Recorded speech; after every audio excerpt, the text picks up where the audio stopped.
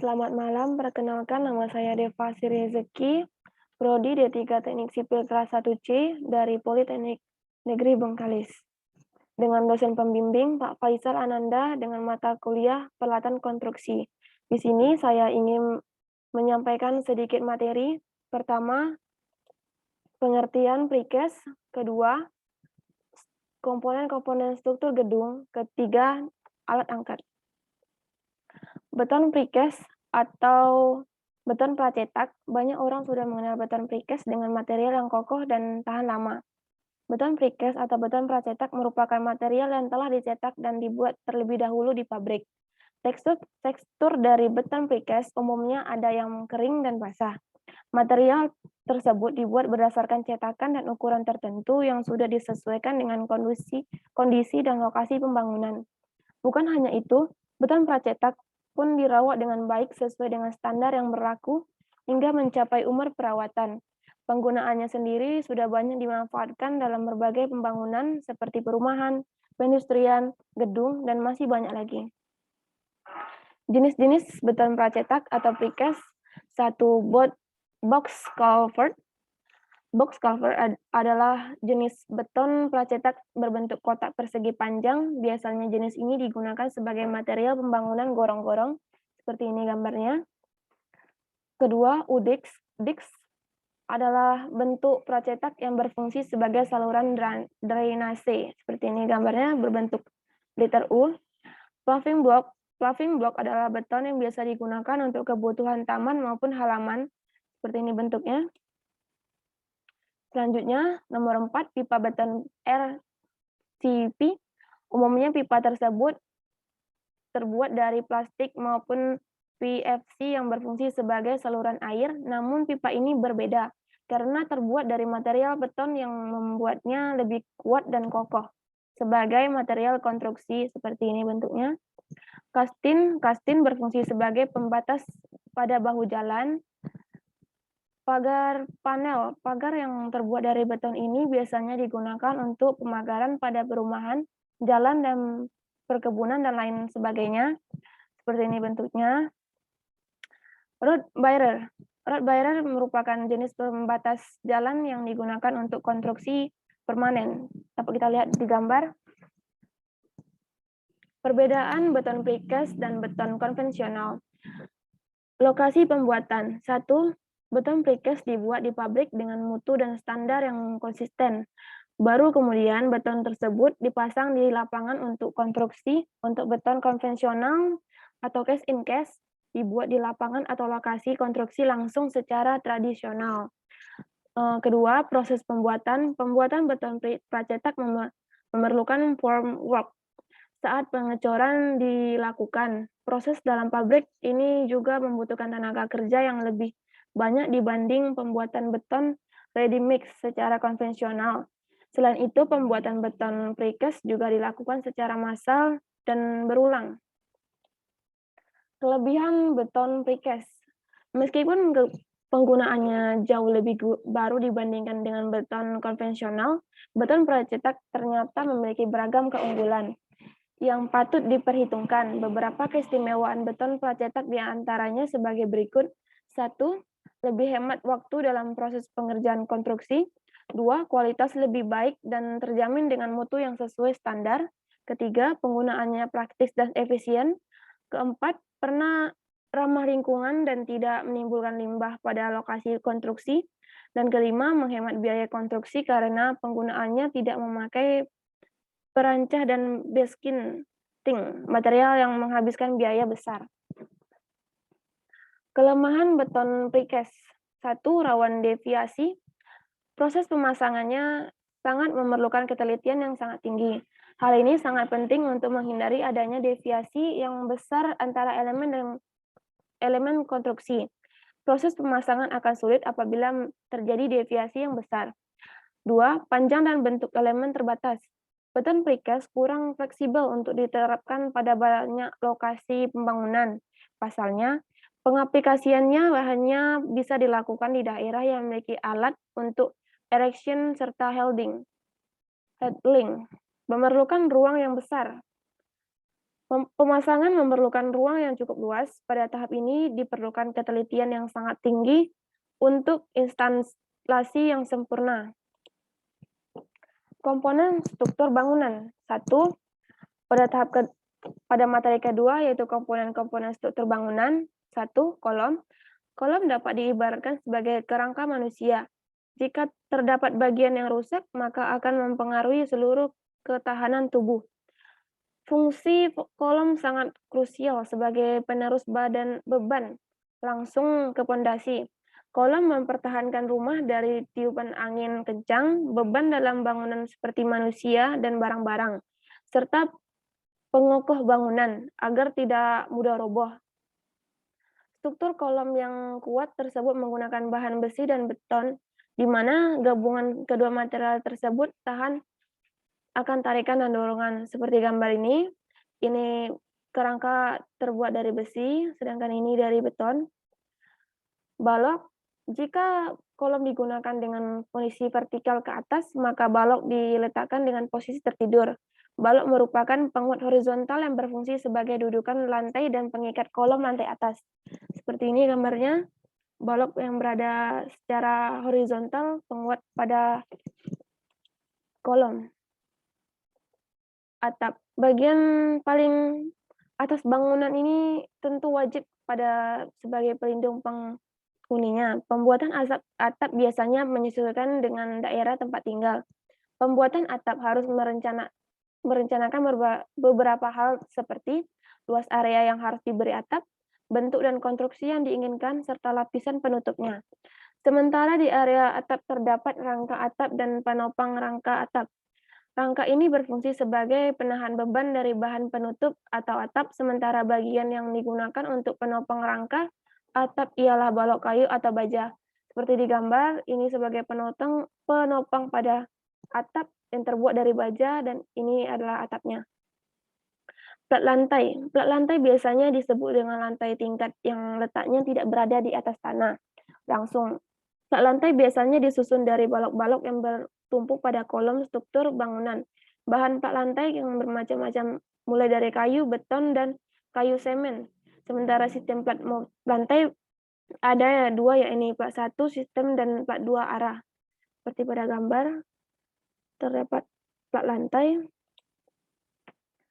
Kelima, tangga. Tangga merupakan penghubung antara lantai 1 dengan lantai lainnya. Tangga biasanya terdiri dari komponen berupa plat, border, dan anak tangga. Tangga juga memiliki beberapa tipe, yakni tangga membentang horizontal, tangga spiral, tangga melayang, dan tangga penjepit sebelah yang bertumpu pada balok tengah. Seperti gambar ini contoh pembuatan konstruksi tangga. Keenam, pondasi. Pondasi hampir diketahui oleh masyarakat umum. Bagian yang langsung bertumpu dengan tanah ini jadi penyangga struktur bangunan di atasnya. Pondasi memang dibuat untuk menahan dari gempa, tekanan angin, dan kegiatan metafisik lainnya yang mampu menyebabkan kerusakan pada bangunan. Pondasi sendiri terbagi menjadi 3 jenis, yakni pondasi dalam, pondasi dangkal, dan sesumuran. Ini contoh pondasi. 7. Galian tanah. Galian tanah nantinya akan terhubung langsung dengan bagian yang penting di tanah, seperti adanya bekas pondasi bangunan lama dan akar-akar pohon. Jika pada galian terdapat saluran pipa pembuangan, kabel listrik, telepon, maka secepatnya dilaporkan kepada pihak yang berwenang. Pengerjaan bagian ini biasanya diserahkan ke bagian kontraktor, karena segala kerusakan yang terjadi pada pengerjaan galian tanah sepenuhnya menjadi tanggung jawab kontraktor. Seperti gambar ini masih pada tahap penggalian untuk pembuatan penggalian tanah. Struktur basement. Komponen ini biasanya digunakan pada lahan yang terbatas, sangat penting untuk merencanakan beban dan metode galian, untuk menghindari masalah yang timbul saat pelaksanaan pembuatan seperti penurunan permukaan tanah. Seperti pada gambar dapat kita lihat.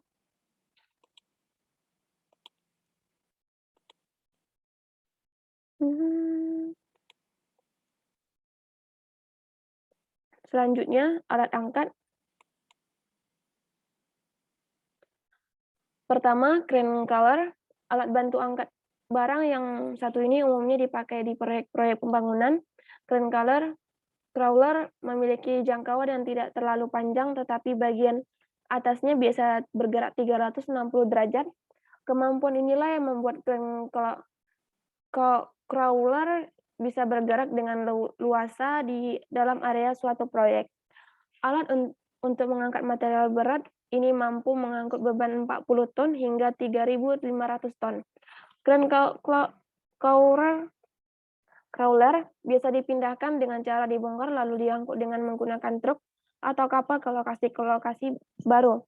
Kedua, tower crane berbeda dengan alat angkat barang sebelumnya.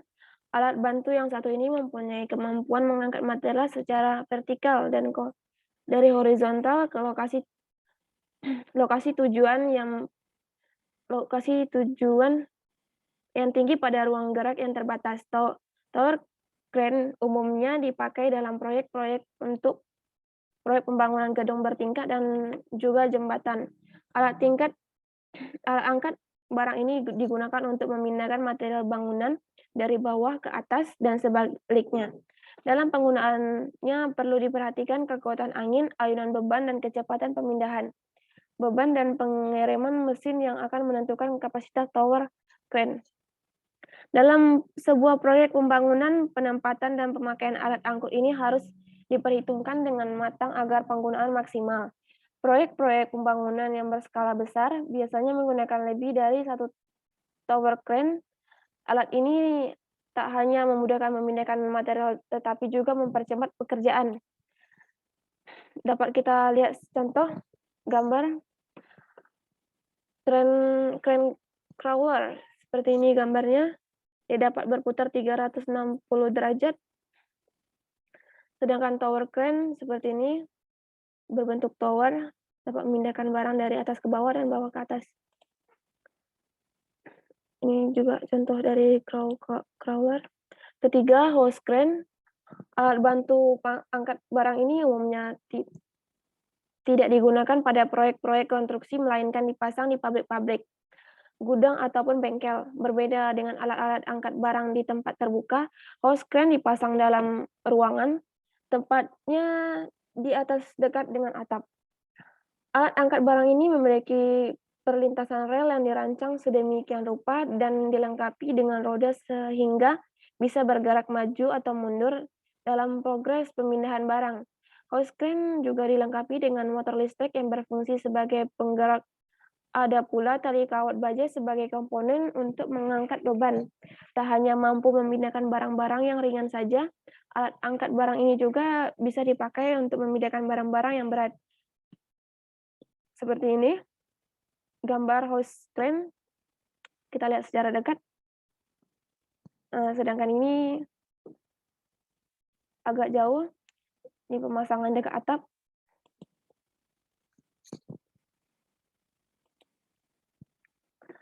Keempat, forklift. Angkutan multimoda ini tak berfungsi untuk membantu mengangkat ini juga barang saja, tetapi juga memindahkan ke lokasi yang berjarak dekat maupun jauh. Gudang industri dan perusahaan-perusahaan logistik pada umumnya menggunakan alat bantu angkat yang satu ini. Forklift memakai mesin diesel sebagai penggeraknya. Alat ini mampu mengangkat dan memindahkan beban sekitar 2,5 ton sampai dengan 15 ton. Jenis-jenis forklift yang tersedia di pasaran saat ini sangat beragam, antara lain forklift rack, truk, forklift elektrik, forklift diesel, dan forklift gasoline. Selain forklift yang menggunakan mesin, terdapat juga hand forklift stacker yang menggunakan pompa hidrolis untuk memindahkan hand forklift atau stacker ke tempat lain. Ada yang menggunakan tenaga manusia atau didorong dan menggunakan motor, dinaiki dan disetir. Seperti ini gambarnya, alat angkut barang. Selanjutnya,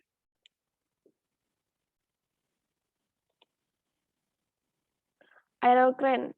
Alat bantu angkat satu ini dipasang pada helikopter dan secara khusus dipakai untuk mengangkat beban yang sangat berat. Aerial crane menjadi solusi saat alat bantu angkat lainnya tidak mungkin digunakan untuk dibawa ke suatu lokasi. Biasanya alat angkat ini digunakan pada program-program penanggulangan bencana dan untuk menyalurkan bantuan ke suatu daerah terisolasi. Seperti gambar, helikopter dipasangkan untuk mengangkat suatu beban. Selanjutnya, mobile crane atau truk crane. Alat angkat barang ini terpasang pada mobil ataupun truk sehingga mudah berpindah dari satu lokasi ke lokasi lainnya. Kendaraan yang sudah dilengkapi dengan alat angkat di bagian atasnya ini memiliki tiang yang berfungsi sebagai kaki untuk penyangga agar tetap seimbang saat mengangkat beban yang berat. Tak hanya itu saja, alat ini juga memiliki kemampuan berputar 360 derajat sehingga semakin efektif untuk membantu menyelesaikan pekerjaan. Ini gambar mobil crane atau truk crane. Ini tiang untuk berfungsi sebagai kaki penyangga. Ini ya. All-terrain crane, seperti namanya, alat bantu angkat barang ini dirancang dengan beragam fungsi atau multifungsi. Selain memiliki kemampuan yang mengangkat barang, all-terrain crane ini tidak hanya bisa melewati jalan-jalan yang halus saja, tetapi juga bisa menembus jalan yang sulit, kasar, dan berbatu atau rough road. Dengan rancangan yang kuat dan modern, alat bantu angkat ini cocok dipakai untuk proyek pembangunan di daerah-daerah yang belum pernah dijangkau. Gambar all-terrain crane. Alat bantu angkat barang ini hanya tersedia untuk barang-barang super berat atau medan yang sulit, alat angkat yang tadi. Banyak juga alat bantu angkat untuk medan yang rata dan dengan barang-barang yang ringan, antara lain hand pallet, bentuknya seperti dongkrak mobil yang sering kita jumpai di bengkel. Prinsip kerjanya pun sama, yaitu menggunakan pompa hidrolis. Fungsi pemindahan barang lebih diutamakan pada hand pallet. Oleh karena itu, tinggi angkatnya hanya puluhan sentimeter. Drum porter. Fungsi dan cara kerjanya mirip dengan hand pallet, namun digunakan khusus untuk memindahkan drum. Alat ini memiliki penjepit yang dapat dikaitkan pada bibir drum sehingga mempermudah pemindahan drum. Seperti halnya hand pallet, drum porter hanya mengutamakan fungsi pemindahan drum dan tidak dapat digunakan untuk pemindahan atau menuang isi drum. Drum lifter. Inilah bila Anda memerlukan pemindahan atau penuangan isi dan pengisian drum. Bila drum porter tadi untuk memindahkan drum saja, tapi drum lifter untuk bisa penuangan dan pengisian drum.